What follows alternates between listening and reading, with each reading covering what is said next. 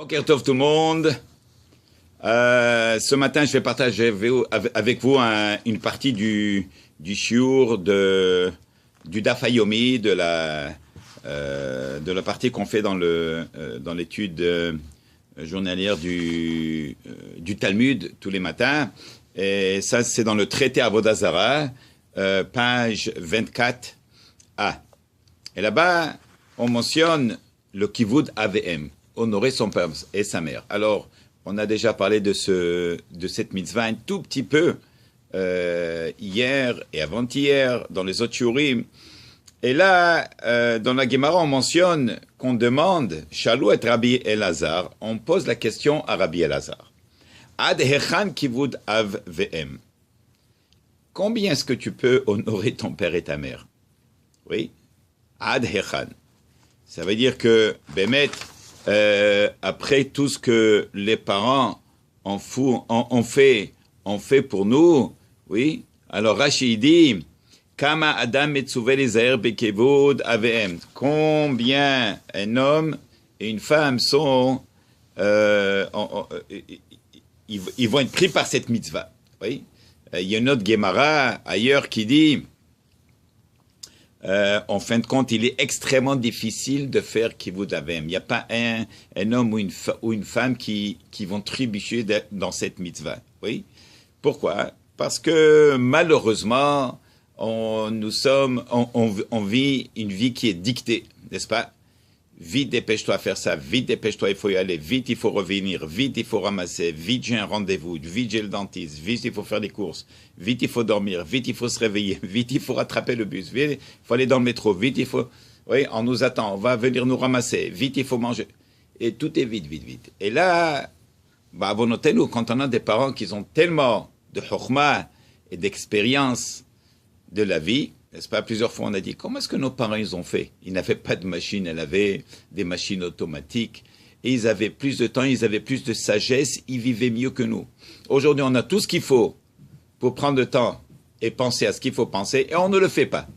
Alors là, il dit, Amar, Shalot Rabbi Elazar, Adechan Kivud AVM. Combien est-ce qu'il faut honorer son père et sa mère? Alors il leur dit, regardez, je vais vous donner un exemple.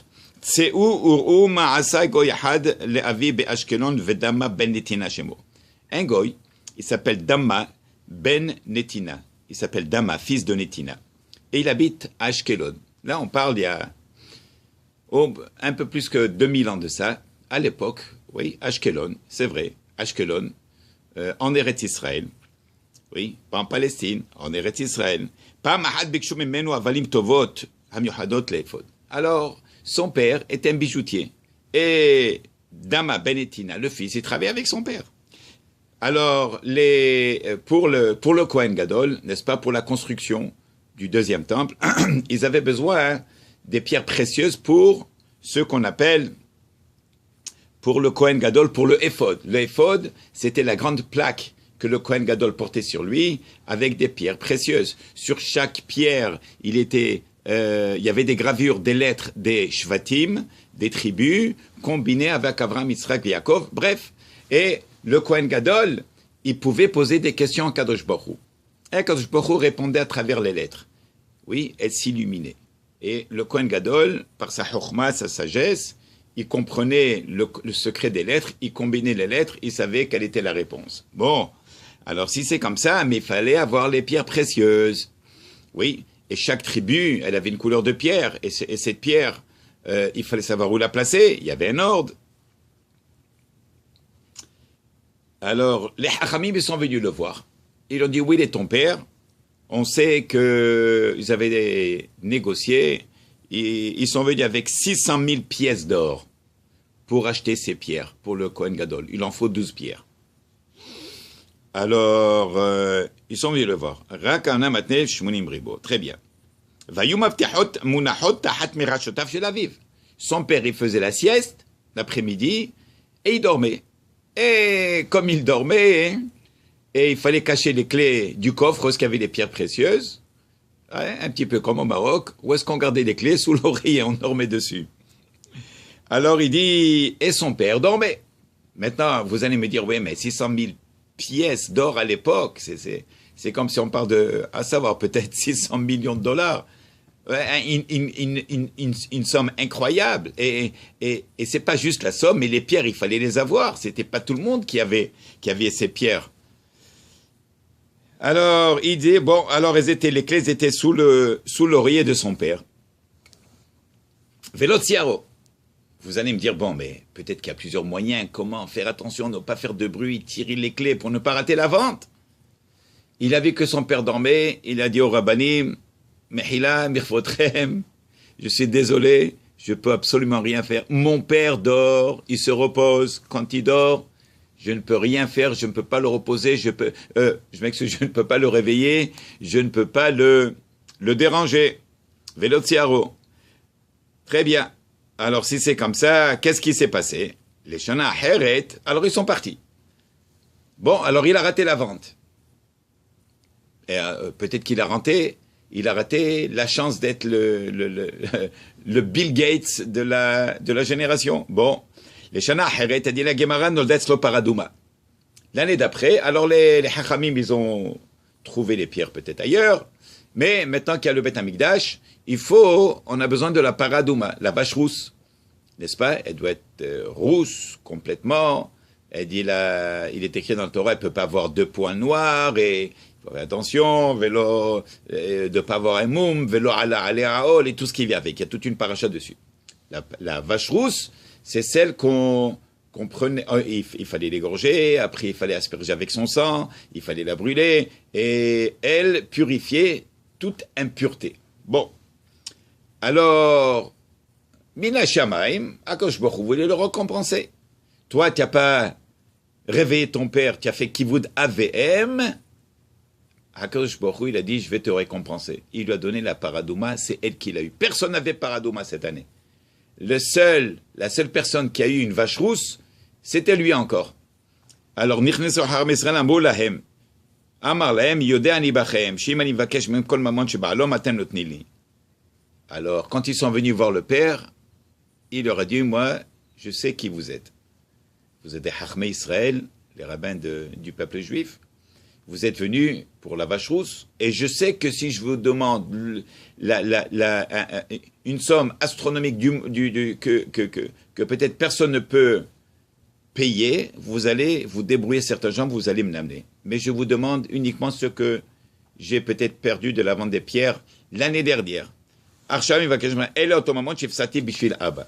L'argent que j'ai pas pu faire l'année dernière quand mon père dormait, c'est ce que je vous demande, et voilà la vache rousse, prenez-la. Très bien. Alors c'est ce qui s'est passé. Ça veut dire que quoi? Du côté non-juif, peut-être un goy, lui, qu'est-ce qu'il pense? Il pense, bon, c'est techniquement, l'argent j'ai perdu, je le veux, c'est tout.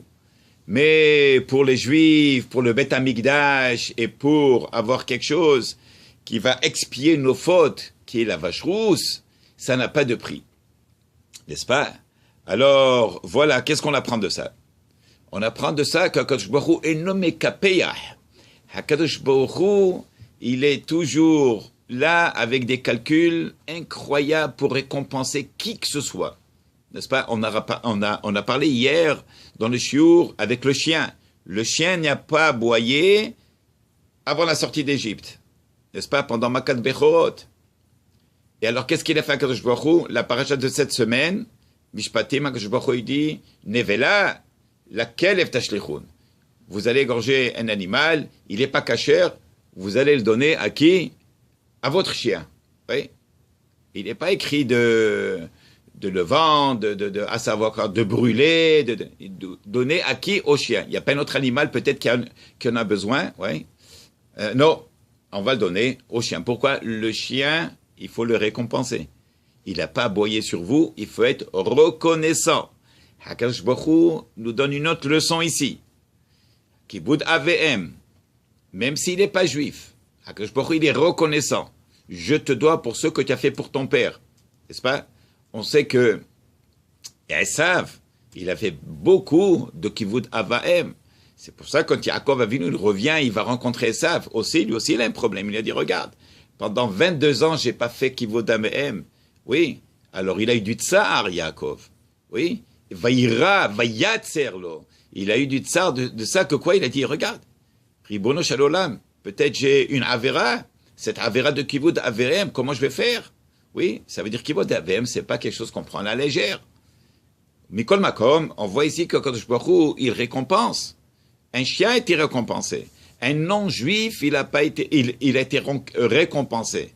Nous, qu'on est ordonné de faire cette mitzvah, on ne va pas être récompensé. Dès que les Kal Vahomer Shel Beno, Shel Kal Vahomer, que HaKadosh Baruch Hu, Natan lanu mitzvot, hirba lahem mitzvot, Ratza HaKadosh Baruch Hu zakot et Israël, hirba lahem to mitzvot, HaKadosh Baruch Hu, il voulait qu'on soit des hommes fins. Oui, fin, ça veut dire bien sensible à toutes les mitzvot. Alors, comment est-ce qu'on apprend? À travers la pratique de la mitzvah. Alors, Bezrat Hashem, Ezaki Otano Kadosh Baruch Hu, pour tous ceux qui ont leurs parents dans leur vivant.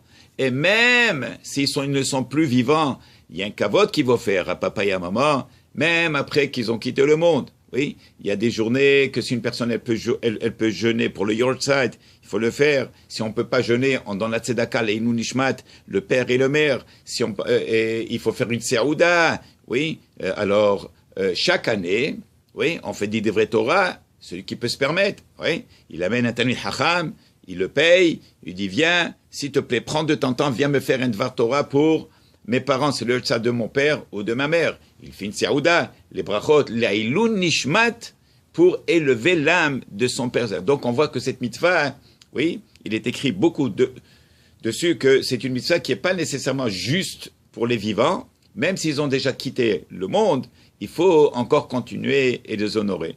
Alors voilà, Kadosh Baruch Hu Zaki Otanu, Ad 120, jusqu'à 120 ans, Bibriout, avec une bonne santé, avec une bonne parnassa, pour se permettre de faire des mitzvot convenablement. Baruch Adonai L'Amen, Amen, Vamen. Alors s'il vous plaît, partagez. Boker Tov.